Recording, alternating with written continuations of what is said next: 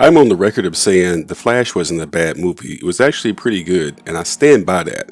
I understand that a lot of people are trashing this movie and the whole notion of it being made and just how quote-unquote bad it was. Welcome back to the Comic Power Rant. I haven't made a rant video in a while. It's basically like a podcast with random images about the subject. So it's sort of like a radio program or a podcast where I can talk in extreme detail about a particular issue where I can't do that with my other videos because it takes forever to edit them.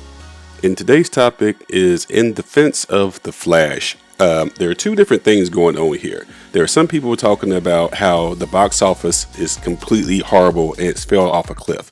And that's true, it has.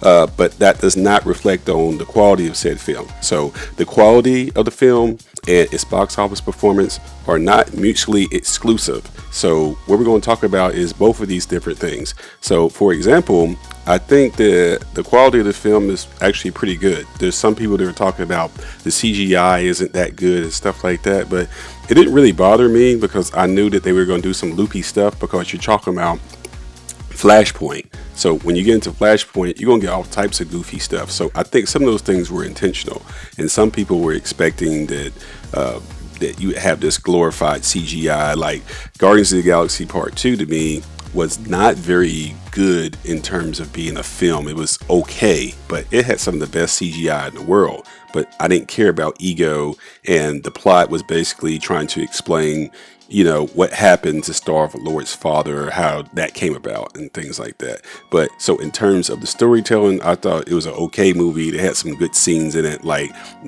Groot pushing the wrong button. It could kill everybody, that type of stuff. That's hilarious. But the story overall is okay. It's clearly the worst of the Guardians of the Galaxy trio, and everyone pretty much believes that. But it's got some of the best CGI in the world. If you think about it, in the beginning of that film where Groot is dancing around, there's some incredible stuff going on there in terms of visually. So I'm not completely captivated by the CGI. It has to look this or that. It just has to have a minimum that lets me immerse myself and believe it a little bit. Wolverine's claws in X-Men Origins Wolverine were not believable. That's an example of bad CGI when he's in the mirror looking at his claws. Now that's bad. That's really, really, really bad. So the Flash didn't have anything to be that was that god awful. So for the people that were saying, oh, this CGI, I was like, yeah, whatever, man. It's okay. You understand what's going on. Could have been better, maybe a little better, but it didn't take me out of the movie. So I didn't really get into that whole thing about it tanking the movie, because that's not what really tanked the movie. To me, it's a very engaging film because it gets into the whole idea of what would you do to protect and save your mother that you lost in this really violent affair that involved allegedly your father killing her, which you know he didn't do. So you wind up losing both parents, basically. So your dad's going to jail for murdering your mom, and your mom has passed because she got murdered, and they never found the true killer. You know, this isn't some O.J. Simpson thing. He, his father actually did not do it. So to me, with that being the premise of the movie, that if your mother was killed and you had the power to bring her back, what would you do if you had that type of power? You basically do anything to try to save your mom. So going into that really made me, it kind of pulled on my heartstrings, and that was really effective in setting up the whole premise of the movie and why he's doing what he's doing. And that's why some movies fail to me, because there's a lot of action, a lot of things going on, but they never explain or they never set a real standard of why is the hero doing what they're doing in the first place. Is it a worthwhile cause for them to do what they're doing? I did like the fan service and all the cameos. Seeing Michael Keaton come back as Batman was very engaging. I really liked what they did with him, where he turned into this basically a hermit, and I liked how they clean him up after the fact, and he still has his Batman type skill about him, but he's really, really older now, so he can't do everything he used to get to. Like, the idea of them getting captured at the end was very believable, because I'm like, how old is Batman supposed to be now? Like in his 70s or something? He's really, really old. So he's effective, he's not invincible. So I like that. The idea of them, bringing back Christopher Reeve. I think some people are saying this is where they got lost in terms of the CGI. Once again, I'm kind of cringy about them bringing people back via CGI, because it's going to get really, really creepy as more and more people pass and they do this. I didn't like how they did with Star Wars. In this case, I thought it was a fitting tribute, because he's the first Superman. It's the first, superhero movie was Christopher Reeve as Superman, like 1978. So paying homage to him when he's passed, instead of using the archival footage, it didn't bother me as much. Same thing with George Reeves Superman. I really enjoyed seeing that. And finally, being able to see the vision of Nicolas Cage Superman with the mullet, that payoff was pretty good too, because that was a film called Superman Lives that was in production. It was supposed to be directed by Tim Burton, that was never made. So that was great fan service for nerds like me that are aware of that film. So all that stuff was good, and the woman they got to play Supergirl, I really like what they did with her. I like the uniform. I like what was going on there. The fact that she had to get killed repeatedly over and over and over, that part was kind of hard to watch. But in terms of her playing that character, I really enjoyed it. I wish they could do more with that character in another time, in another universe. I don't know if her getting killed by Zod over and over and over in every type of event is just something they can't get past, and she's just going to die, and that's kind of a waste of the character. I think they should do something with her anyway, because I think people were very receptive to it. Now, as a lead actor, Ezra Miller was actually pretty good. I did like his performance. He had to do a situation where he's playing himself in two different versions of himself in the same time, in the same setting, against himself. So, they probably took like an actor and had him work against that actor, and then like CGI'd his head on the other person. And that probably took forever and probably took a lot of money and time. And they really pulled it off. To me, it wasn't like completely seamless, but I enjoyed it. And the banter between himself, his younger self, and himself now. And it shows this character has had growth. He was just basically a goofball and described as the janitor of the Justice League, because he was such a joke of a character. Everything involved him was a joke, and I get it, because he was supposed to be the youngest member. He had his powers for this little short period of time overall, and he's still trying to figure all this out, and Batman's kind of being mentoring to him. But in the Suicide Squad, he only got a small cameo. In the Justice League, they didn't really put that much function on him in terms of his character development. We know that his father was in jail and he went to go visiting, but we really didn't get any real backstory that made you care about the Flash in the previous Justice League. I'm talking about the theater version and not the Snyder Cut, of course. So quality of the movie, I think it's pretty good. There's a lot of stuff that Marvel does wrong and they still get away with it, because Iron Man 3 has a lot of problems with the Mandarin twist and him destroying his armors at the end of the film. But, we just pick up from there and act like nothing ever happened when we get to Age of Ultron, right?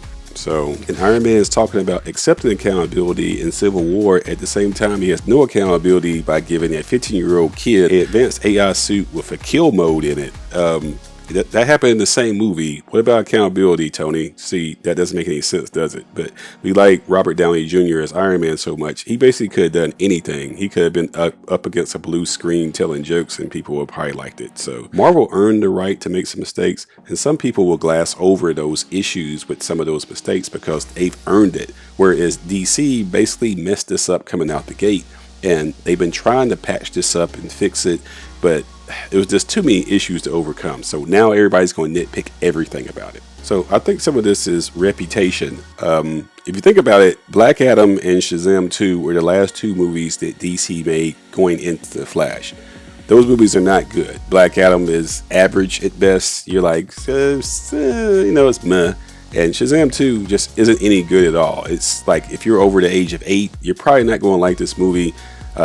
Seeing Helen Mirren and Lucy Liu as the villains, I mean, who are these people? Why do I care? I don't care. There's no getting around it. It's just a very bad film. Warner Brothers basically let Dwayne "The Rock" Johnson sabotage Shazam, because Shazam was supposed to fight Black Adam before you do a Black Adam project. If you just throw Black Adam out there and say, oh, he's big, he's bad, and set it up to where he's going to fight Superman, nobody knows who the character is. You had to develop him and put him in a Shazam movie as the antagonist. If not the first one, most likely the second one. So you got two different movies that nobody cared about because those two characters were supposed to fight each other before you get into, oh, he's going to try to fight Superman and all this other stuff. I mean, give me a break. So that's another story for another day. But in terms of what crashed this movie, you got to go back to Ezra Miller again. In terms of his performance in the movie, it was pretty good. But let's face the fact that this kid is batshit crazy. There's just so many things that were going on in terms of him committing crimes. And it seemed like it was weekly that he was getting into trouble for something stupid. I was like, this guy may have mental health issues. There was rumors about him leading a cult, and he was like a cult leader or something. And this got very, very strange and this really disheartening. I'm like, get this guy some help. And I understand that they did not want to like axe him and pull him from this movie, but you had opportunity for them to open up the Speed Force, and Ezra Miller disappears, and replacing him is the TV version of the Flash, which everybody likes, and he doesn't have any baggage either. So I think they missed an opportunity to do that, because they were just like, no, we're dead set with Ezra Miller. He's in 95% of the movie, you know, because he spends so much time going back and forth with himself. So he's basically in the whole movie. So I guess they're like, we really can't axe him, and we got to have a payoff for the Snyderverse, and this will be the last film. And I get all that, but I think there was a lot of backlash against him. For people, it's like, yeah, I like to see the Flash movie, but Ezra Miller, I'm like, that dude's just weird. I mean, he should be at a mental health facility instead of like, you know, being a movie star at the moment. He clearly needs some help. And so you have a situation where you have to hide your main star of a film that reportedly cost $220 million to make. So he's not doing any of the promotions. He's not at the junkets. Do you remember like Black Panther? And RIP to Chadwick Boseman. He was sick and having to do this grueling schedule, but they were everywhere, like in every country, and promoting this thing. It was like nonstop, this constant promotion with him and Michael B. Jordan in the main key cast. In this case, for The Flash, you basically have, we got this big tentpole movie, and James Gunn really hurts his reputation, because he goes publicly and says that The Flash is one of the best movies he's ever seen. Come on, dude.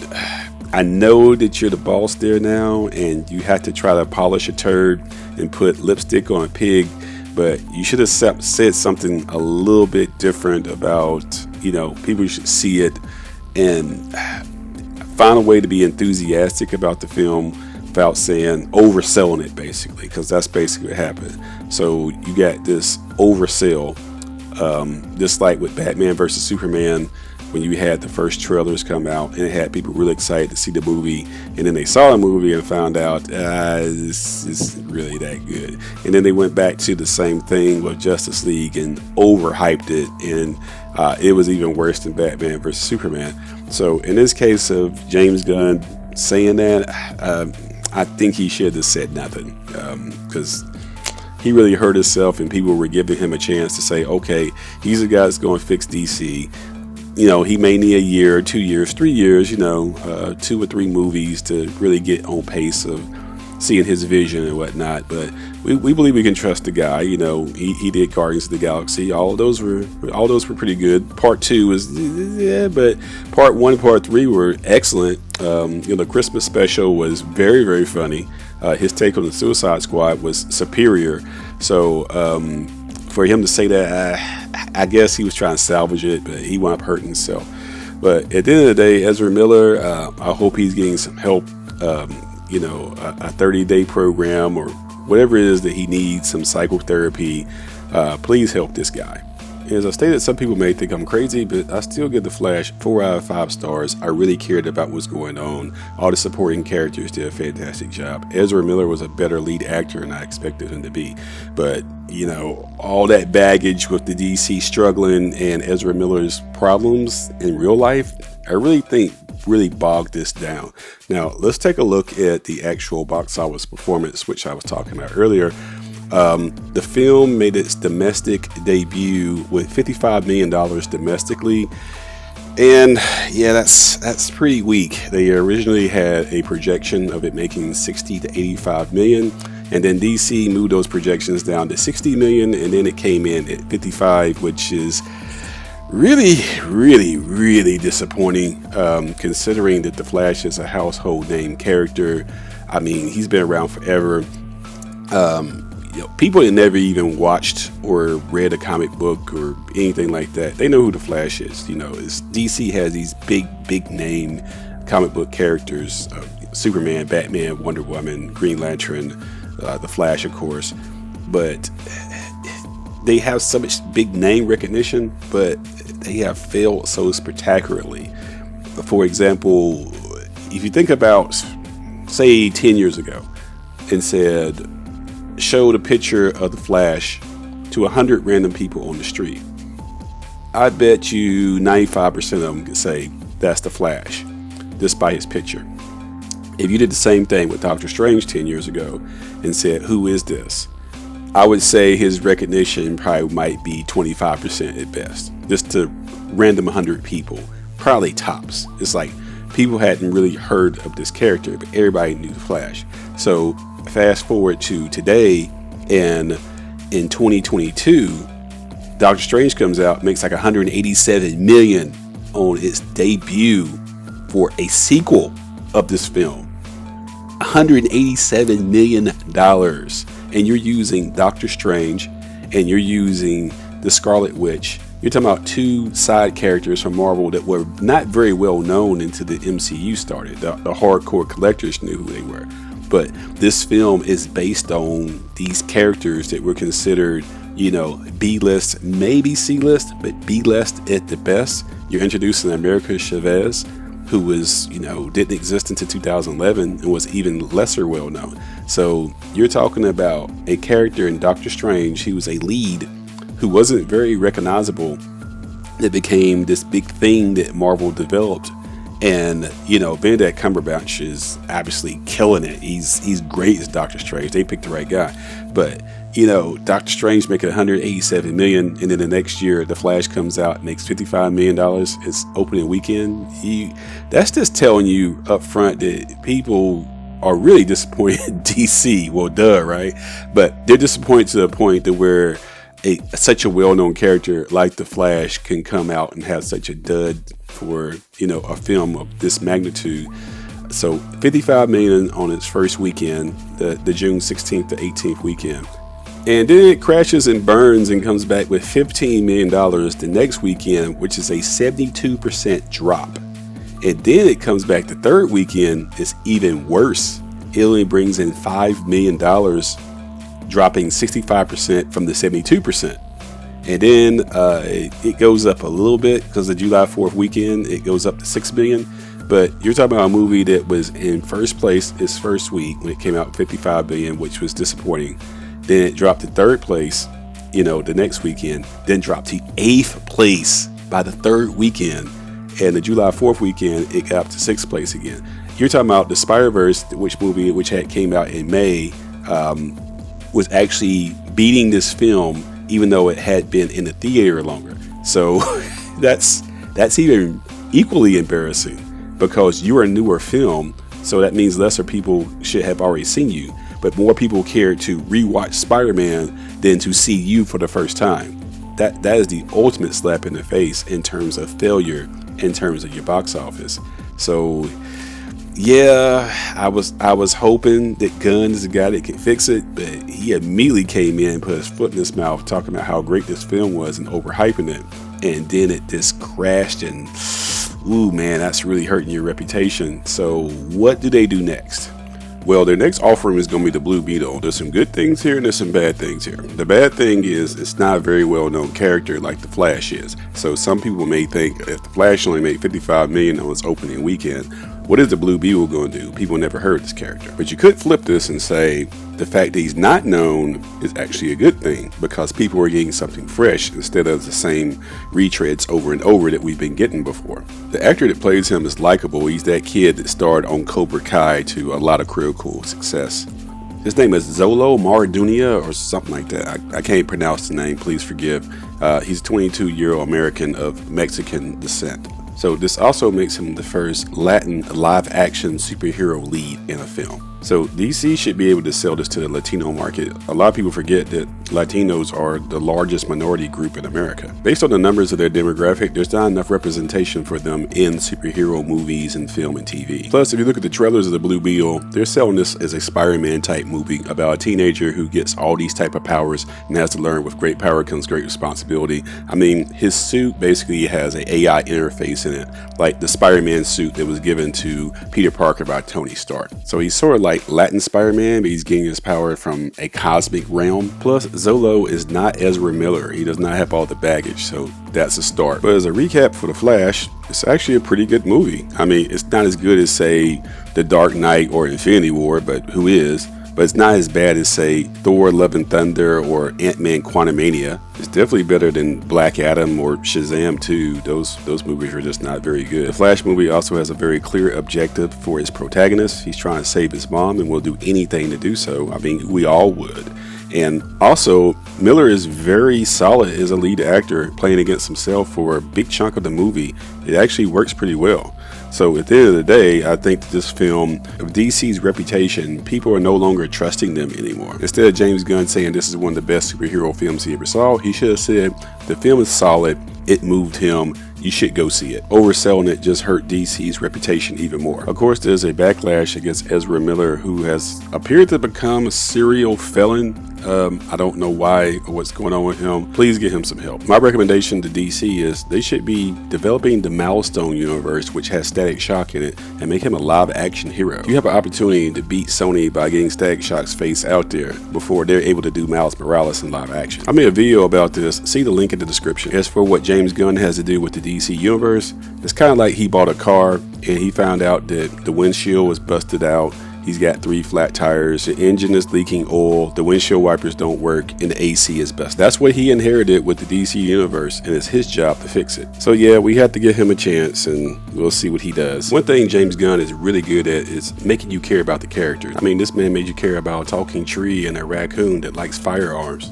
So he's a great storyteller, but can he be a good boss that can delegate authority? Also with The Flash, I think they should avoid the heavy competitive summer months, especially in June where so many things were coming out. You know, this movie's out there competing against the Transformers and the Fast and Furious and Spider-Verse, and then Indiana Jones just came out just 2 weeks after it. All these films are cannibalizing themselves anyway. The Flash had a production budget of around $220 million. Let's go ahead and throw in another $100 million for marketing. So go ahead and throw about $320 million into this. And a Hollywood movie has to make about 3 times its budget to make a profit. The theaters have to get their cut, which is about 25 to 30 cents on the dollar. You have to pay taxes as well and other expenditures. At the time I make this video, it's July 9th, and The Flash is literally in 9th place among films right now in the theaters, so that means it's about to go bye-bye. At the time I make this video, it's standing at about $255 million. That's worldwide, not just domestic. It's already had its China run, so there's no bump there. So you have a film that you invested about $320 million into, and at best it's going to make about $350 million. And $900 million was the goal just to make a profit. And according to people who crunch these type of numbers, not only will The Flash not make a profit, it will actually lose about $200 million for Warner Brothers. So yeah, somebody's getting fired over there at Warner Brothers Discovery. Financially, this is a disaster. Thank you for listening to the rant, but yeah, speak up in the comment section and let me know what you think. Did you not like The Flash? Did you like it like I did? For now, this is Comic Killer 72 for Comic Power signing out and saying bye-bye.